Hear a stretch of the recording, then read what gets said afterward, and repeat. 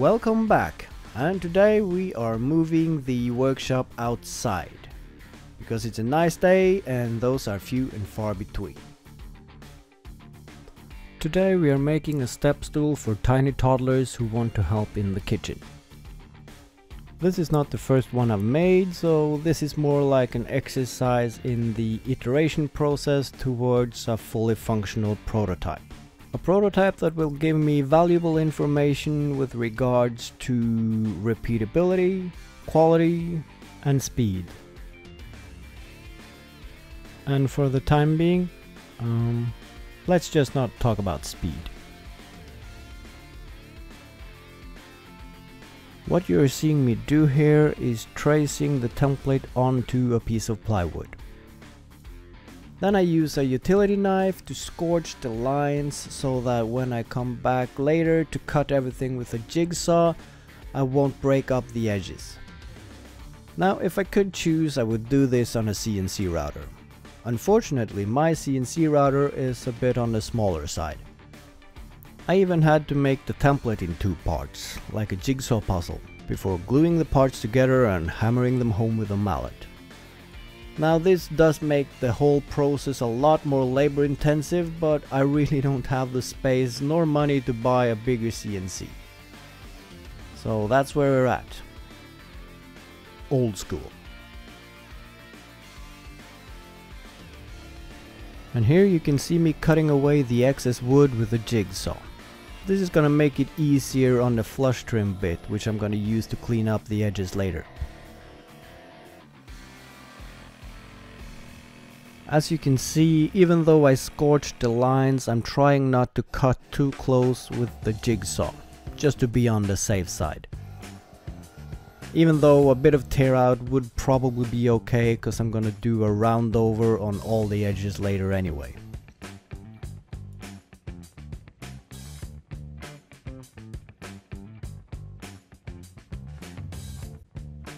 Then it was time to clean up the edges with the flush trim router bit. Now as you can see, I'm using my handheld router, but to be honest, this is way underpowered for this task. Now I do have a bigger one that's run by the main power, but I couldn't be bothered bringing it out. After realizing how long this actually took and how many batteries I spent, I really wish I just got it out from the start. But hey, I'm lazy, and I always think things will go a lot faster than they actually do. And now, for some light ASMR for all my vacuum cleaner people out there. Dust. FYI, I'm the one in our family with the most vacuum cleaners. Now if that's not a flex, I don't know what is. And when all the edges are nicely trimmed, it's time for a B-roll of me putting all the parts neatly stacked at the entrance of my workshop, giving the illusion of me being a tidy and meticulous person. Just don't pay any attention to that air hose just randomly laying on the floor. Then it's time for bringing out the template again. Here you can clearly see how it's made of two parts and then glued together. What I will be doing now are the grooves in the side pieces which will hold the steps. Now, being a tight fit, these grooves will be load bearing. That will make for a strong and rigid construction, but also allow for using smaller screws. Now, don't get me wrong here, I like a good screw, but this solution will also look a lot better. And then some more vacuuming for those of you who are into that kind of thing. At least it beats sanding.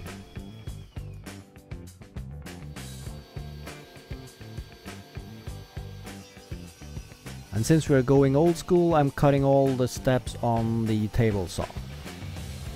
This is also way faster than doing it on the CNC, so that wouldn't even make any sense.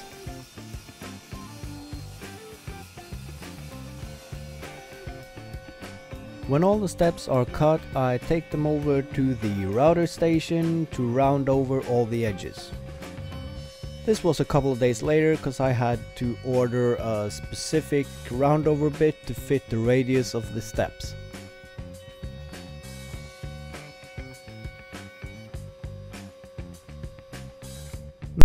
This is where we get to see that this is a prototype, because the grooves are 15.2 millimeters wide. The boards are 15. That should be a nice snug fit. But since this is wood, it tends to expand and contract depending on the moisture and temperature of the air, even in plywood. So what I'll have to do, I have to go back and make a new template with a slightly bigger groove. But since this is a prototyping process, there might be other changes I also want to do to the template. So to get further on in the process, I just use a rasp here and adjust the edges so that they will fit into the grooves. Then I pre-drilled all the holes for the screws. Now this is also one of the things that I need to redo in the next stage of the iteration process. Because when I'm freehanding it, like I'm doing here, I have to keep track of which step goes in which groove, which side is the right way around, is it upside down or not, and if I get any of that wrong, I'm royally screwed. Not in a good way.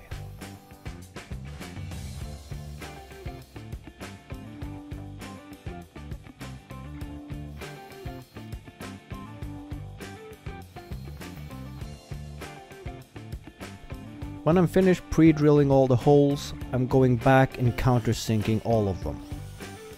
A neat trick here is to run the bit counterclockwise in the beginning before you switch it over to the normal rotation. This will give you a nice countersink and it will prevent most of the tear out. And when all that is done, it's time to pre-assemble. Which turned out to be full assemble because I just mounted everything together before putting oil on it.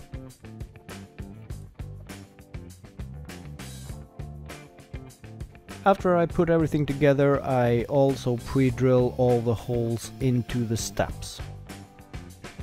I'm not using big screws here, but I don't want to end up splitting the steps and having to go back and make new ones.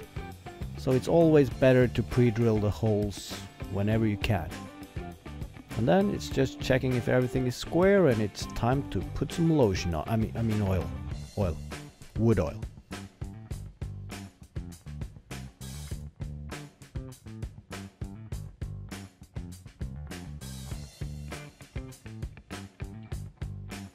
Since I find putting on finish almost as boring as sanding, I decided I'd make the sign for it before I do anything else. And the way I do it is by hammering some letters into a thin strip of aluminium. As you can see, this thin of a strip will bend quite a lot when you're hammering in the letters. But I'll show you a nice way to fix that.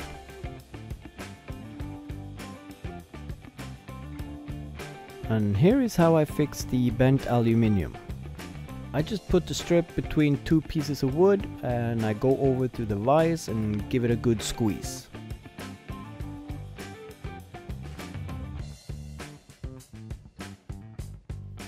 And as you can see, nice and flat.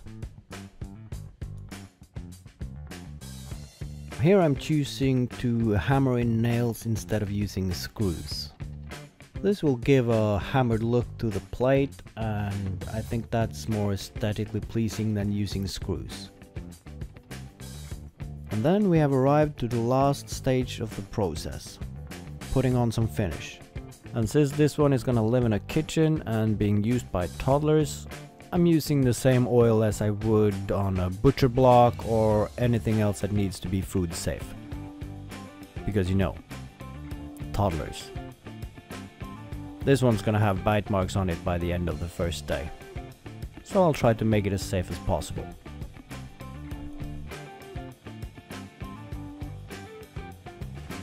Again, I have realized that this segment of me putting oil on it is way too long. I really doesn't have anything to say here. Nope, can't come up with a single thing. Voiceovers are hard. For a brief moment I thought of making the comparison of giving someone a massage. But no. No.